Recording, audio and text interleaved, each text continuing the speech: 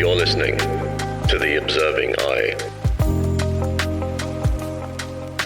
Pirate radio for the mind. Coming at you fresh from the computer hell cabin.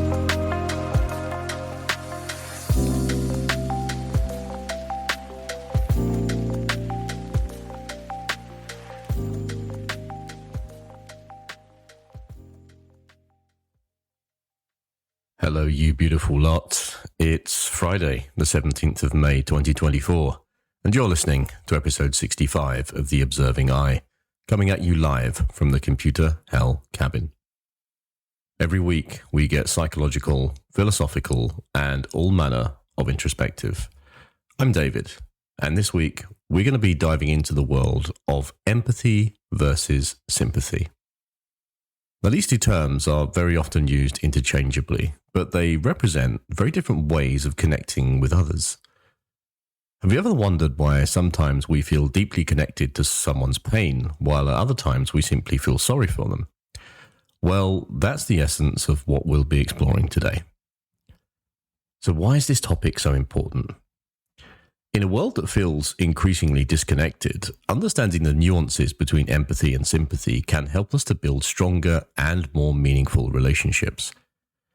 Whether you're a leader trying to inspire your team, a friend offering support, or just simply attempting to navigate daily social interactions, knowing when and how to use empathy and sympathy can make a profound difference. Over the course of this episode, we'll break down the definitions of empathy and sympathy, explore what philosophers and psychologists have to say about them, and look at some practical ways that you can incorporate empathy and sympathy into your everyday life.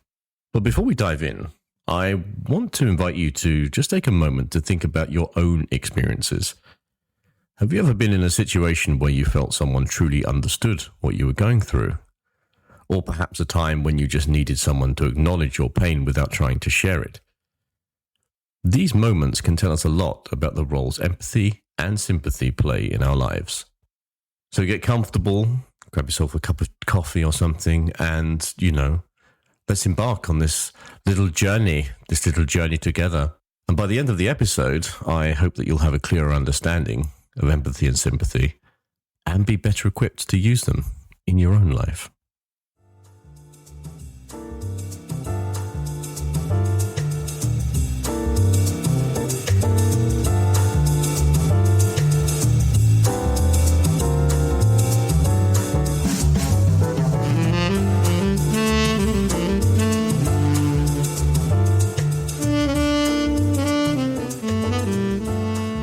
Now, before we get into the nuts and bolts of everything, I just have a few updates for you to put out into the ether. So firstly, if you have followed along this podcast, you may have mentioned a little while ago I was talking about a book that I was writing, which goes alongside this podcast, basically. It talks a lot about psychology and philosophy and different ideas to help your thinking. Well, that book is finished. It's in the process of being put out into the ether, into Apple Bookstore. And it's called The Observing Eye, very imaginatively. And it will be released in the very near future, next few weeks. And as soon as it's out, I'm going to put a message out and you can all go and purchase it to your heart's content. And hopefully it will make you feel better about yourselves and help your thinking in the long term. How many ands could I put in that sentence? So that's the first thing, and I'm deeply enthralled. I may not sound enthralled, but this is part two of the updates, is I am absolutely exhausted. Alongside finishing the editing and typesetting stuff for the book this week, I've been redecorating the apartment, and my shoulders are just burning from painting ceilings and all the other stuff, so I'm absolutely destroyed. So I may be a little flat this week, just so putting it out there so you understand. I'm going to do my best. I'm going to power through because podcast needs to happen, and this is going out today. So I'm actually recording it on the day.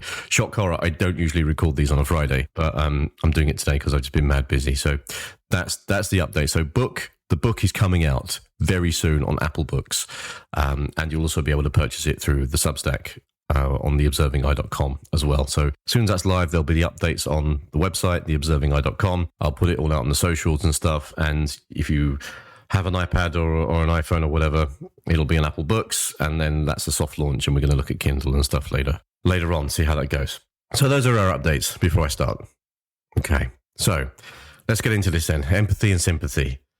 So to truly understand the differences between empathy and sympathy, we need to start with very clear definitions of what they are. So the two concepts, although they're related, offer very distinct ways of connecting with and responding to the emotions of others. First, we're going to talk about empathy. So empathy is the ability to understand and share the feelings of another person. It goes much beyond simply acknowledging someone else's emotions and involves genuinely putting yourself in their shoes and experiencing their feelings as if they were your own. Now, there are three main types of empathy that psychologists often refer to, and these are cognitive, emotional, and compassionate. Cognitive empathy is about understanding another person's perspective or mental state. It's essentially like stepping into their mind and seeing the world through their eyes. Now, this type of empathy is crucial for effective communication and problem solving, as it allows us to grasp what others are thinking and why they might feel a certain way. Emotional empathy, on the other hand, involves actually feeling what another person is feeling. If your friend is sad, you might feel a wave of sadness wash over you as well. This emotional resonance can create a very deep sense of connection and understanding, though it can also be quite overwhelming if we don't manage it properly. And finally, compassionate empathy is a step further. It is not just about understanding or feeling someone else's emotions, but also being moved to take action to help. Compassionate empathy drives us to support others, to alleviate their suffering, and to make a positive difference in their lives. Now, you may have experienced compassionate empathy when watching some of those charity adverts, because they're very good at playing to our charity empathetic sort of neurons.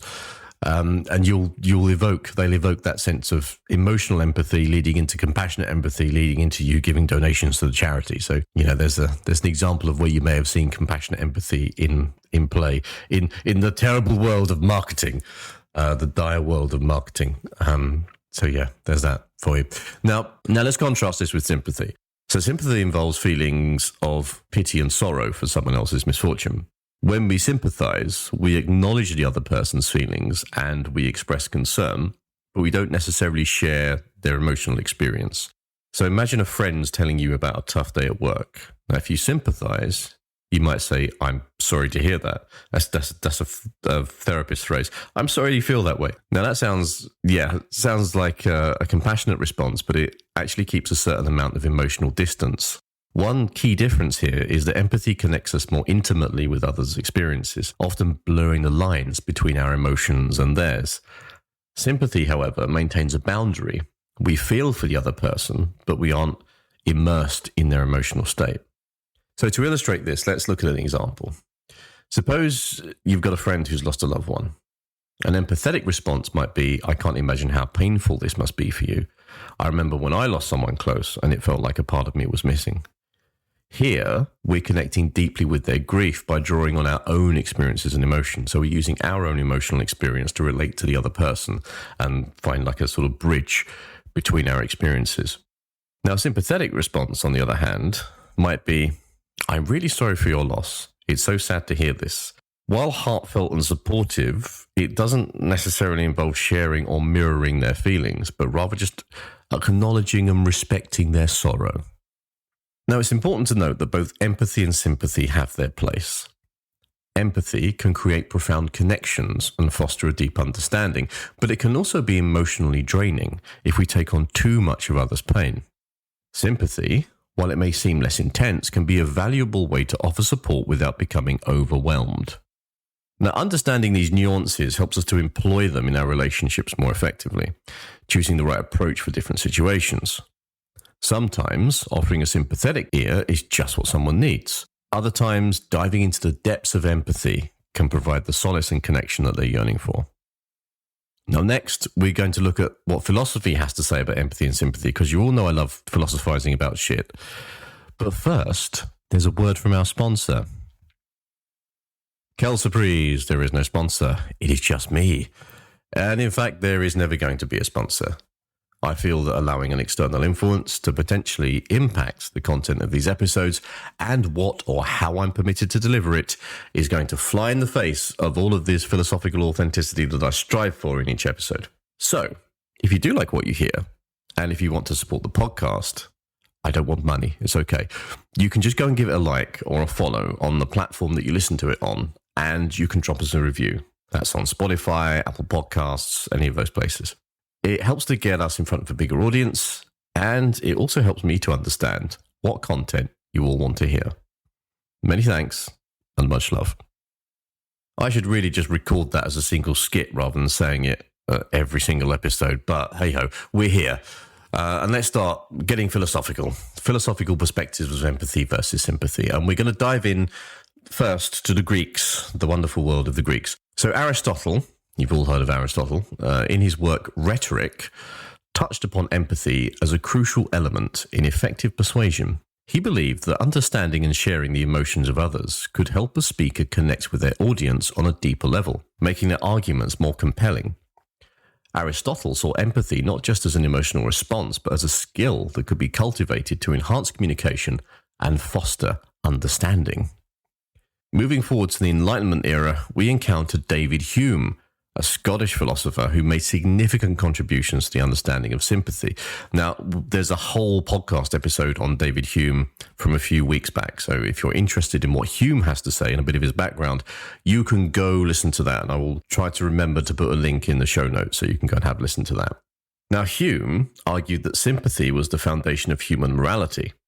In his view, our ability to feel concern for others and to share in their happiness or suffering was essential for developing moral sentiments.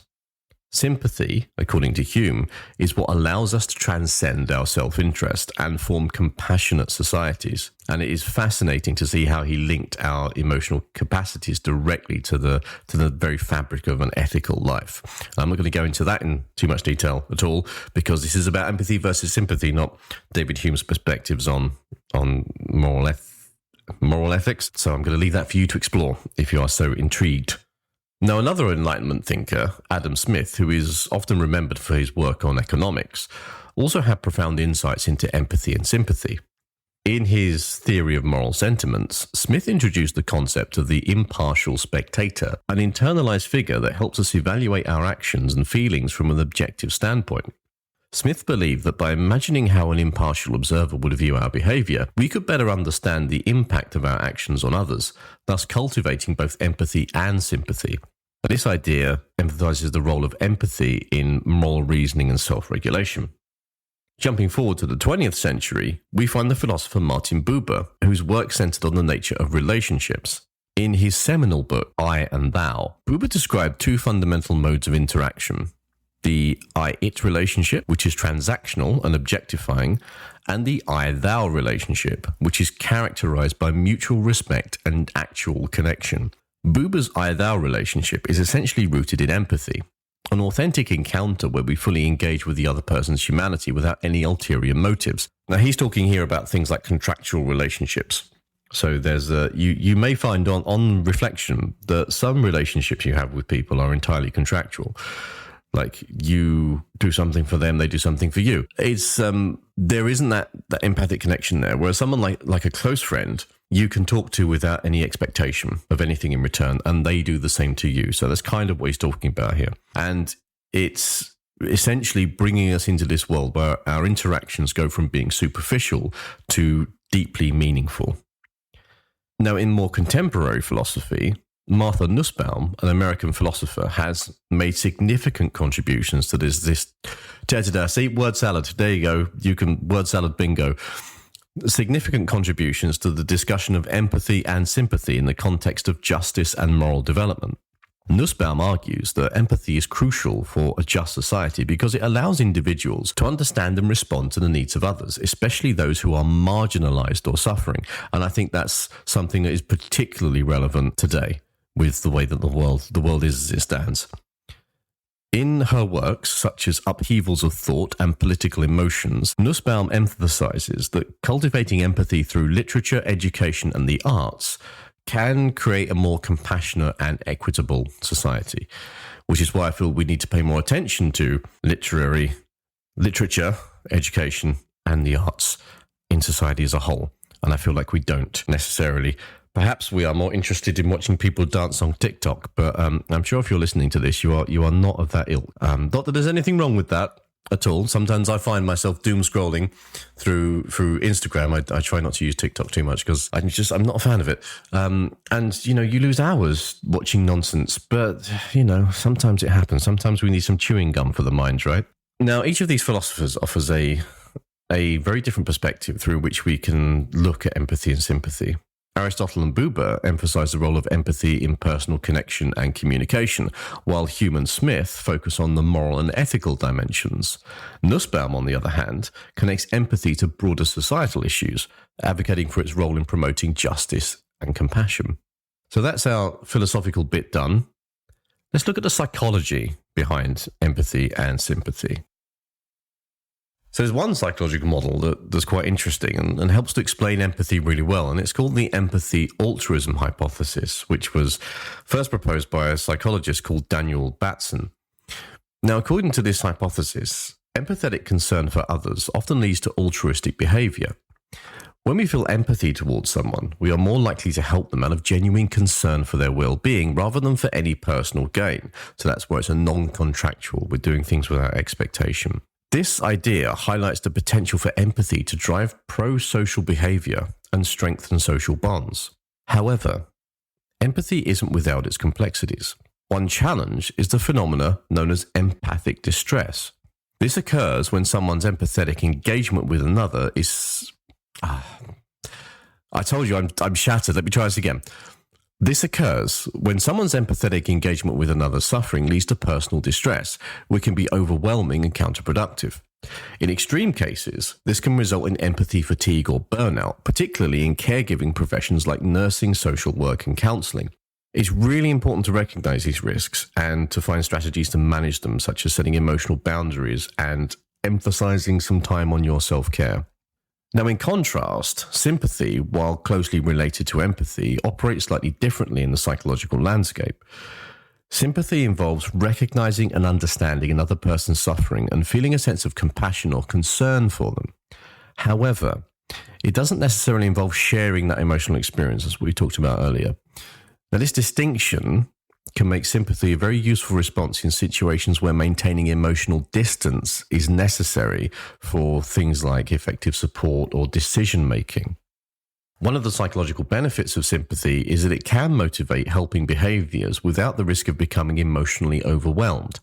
By acknowledging another person's pain and offering support, sympathy can facilitate social bonds and provide comfort without the deep emotional investment required by empathy. This can be particularly useful in professional settings, where maintaining a level of detachment is necessary to perform our duties effectively. So think about like management in business or therapists and stuff. You need to maintain a certain emotional distance from the people that you have a duty of care to look after. And I say that from both the manager and a therapist's perspective, because I think it's very important for managers to have a duty of care to their employees.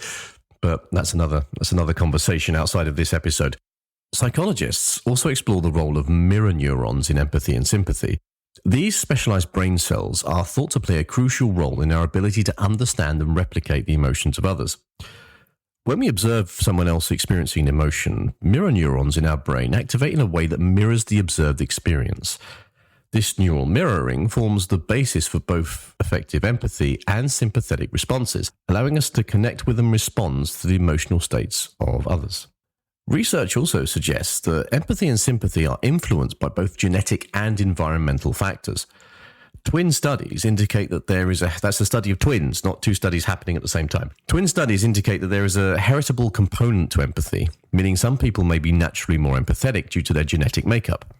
However, environmental factors such as upbringing, culture, and personal experiences also play a significant role in shaping our empathetic and sympathetic abilities. Interestingly, empathy can be cultivated and enhanced through practice and training.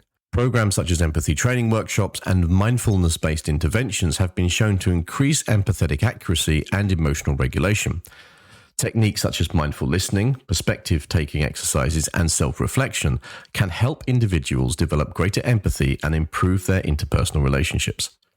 Understanding the psychological mechanisms behind empathy and sympathy not only enriches our knowledge, but also equips us with tools to navigate our social world more effectively. By recognizing the signs of empathy fatigue, practicing self-care, and consciously developing our empathetic and sympathetic skills, we can create healthier and more supportive relationships that don't lead to emotional annihilation. Now, I'm going to ask you a very important question. Which is better? Is it more beneficial to practice empathy or sympathy? Or is there a balance to be found between the two? So let's start by looking at the pros and cons of empathy. We've talked about a few already, but let's distill it down. Let's distill it down into this little exploration. So empathy, yes, deeply understanding and sharing the feelings of others. We've covered that. One of the most significant benefits of empathy is its ability to create connection. When we empathize, we create bonds that are rooted in genuine understanding. And this can enhance our relationships, improve communication, and lead to greater trust and cooperation. Empathy also plays a critical role in conflict resolution. By understanding the perspectives and emotions of all parties involved, we can find more compassionate and effective solutions to those issues. However, empathy isn't without its challenges. One of the main drawbacks is the potential for emotional exhaustion. When we constantly absorb the emotions of others, especially negative emotions, it can lead to what's known as empathy fatigue. Now, this is particularly common in caregiving professions, where practitioners may feel overwhelmed by the continuous emotional demands placed on them. Additionally, excessive empathy can sometimes lead to blurred boundaries, making it difficult to separate our emotions from those of others. Now, this can impact our decision-making and it can impact our well-being. On the other hand, sympathy, which involves recognizing and acknowledging another person's feelings without fully sharing them, has its own set of advantages. Sympathy allows us to offer support and comfort without becoming emotionally overwhelmed. It helps maintain a certain level of emotional distance, which can be crucial, again, in professional settings where we're dealing with traumatic situations or negative emotions in others. For instance, you've got healthcare professionals who often rely on sympathetic responses to manage their own emotional health while still providing compassionate care. However, sympathy can sometimes be perceived as less genuine or less connected than empathy. While it acknowledges the other person's feelings, it doesn't necessarily create the same level of deep understanding and connection. It can also unintentionally come across as patronizing or pitying, which might not be the most supportive response in all situations. So which is better? The answer obviously isn't straightforward, and it largely depends on the context and the needs of the individuals involved. In situations where deep emotional connection and understanding are required, empathy is likely the better choice. For example, in close personal relationships or when providing emotional support to a friend, empathy can help build trust and intimacy. In contrast, in professional settings or when dealing with situations that could lead to emotional burnout, sympathy might be more appropriate. It allows us to offer support and compassion without risking our own emotional health. For instance, a counselor or a social worker might use a combination of both empathy and sympathy, empathetically listening to their clients while maintaining enough emotional distance to protect their own sanity, essentially. It's also worth noting that cultural differences can influence the preference for empathy or sympathy. In some cultures, emotional expressiveness and sharing are highly valued, making empathy a more common response. In others, maintaining emotional boundaries and showing concern through actions rather than shared feelings might be more appropriate, much more aligning closer with sympathy than empathy. Ultimately, the key lies in flexibility and awareness. Being able to discern when empathy is needed and when sympathy might be more appropriate can make us much more effective in our interactions. It's not about choosing one over the other, but about developing the capacity to use both wisely.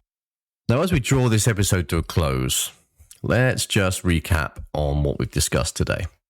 First and foremost, it's important to remember that both empathy and sympathy are vital components of our emotional and social toolkit. They each play unique roles in how we connect with and support others. Empathy allows us to step into someone else's shoes, fostering deep connections and understanding. It can be a powerful force for building trust, resolving conflicts, and nurturing relationships. On the other hand, sympathy offers a compassionate distance, enabling us to provide support and care without becoming emotionally overwhelmed. It's particularly useful in professional settings and in situations where maintaining emotional boundaries is crucial. As we've discussed, neither is inherently better than the other. The effectiveness of empathy and sympathy depends on the context and the needs of the individuals involved. Recognizing when to employ empathy and when to lean on sympathy can enhance our interactions and improve our overall emotional health. This approach helps us to navigate the complexities of human emotions with much greater skill and sensitivity.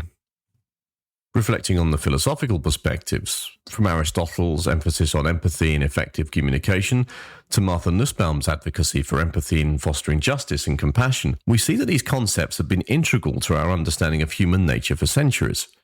Philosophers have long recognized the power of empathy and sympathy in shaping ethical behavior and societal harmony. Practically speaking, applying empathy and sympathy can transform our relationships and interactions. Active listening, perspective taking, and emotional regulation are key practices for cultivating empathy. Offering comforting words, showing concern, and maintaining emotional boundaries are essential for practicing sympathy. By integrating these practices, we can create more supportive and compassionate environments at home, at work, and in our communities. Now take a moment to think about how you can incorporate these insights into your own life. How can you be more empathetic in your personal relationships? When might sympathy be the better response in your professional interactions? Reflecting on these questions can help develop a much more balanced approach that leverages the strengths of both empathy and sympathy. Empathy and sympathy are not static traits, but skills that we can develop and refine over time. By doing so, we not only enhance our own emotional intelligence, but also contribute to a more compassionate and understanding world. And that, ladies and gentlemen, is all I have to say on the subject of empathy versus sympathy.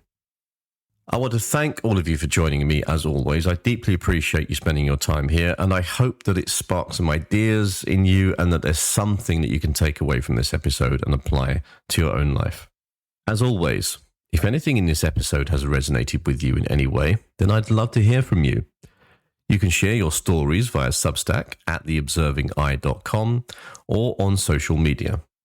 You can find us on YouTube at youtube.com/@theobservingeye and on TikTok and Instagram with the handle @theobservingeye as well. And in all of those cases, it's the letter I, not the word I, the organ I, for everything. Much like the podcast name. I think it's fairly self-explanatory, isn't it? I don't need to go into much detail. Anyway, I'm going to go and get some rest. Take care, everybody. Much love, and I'll catch you soon. You've been listening to The Observing Eye. Thanks for spending some time with me today. I hope it's been useful. And if you're interested in any more of my writing or work around psychology, philosophy, and general day-to-day living, please go and take a look at my Substack, which is theobservingeye.com. And that's I as in the letter, not I as in the gelatinous organ through which you see. Take care, everybody. Much love, and I'll catch you soon.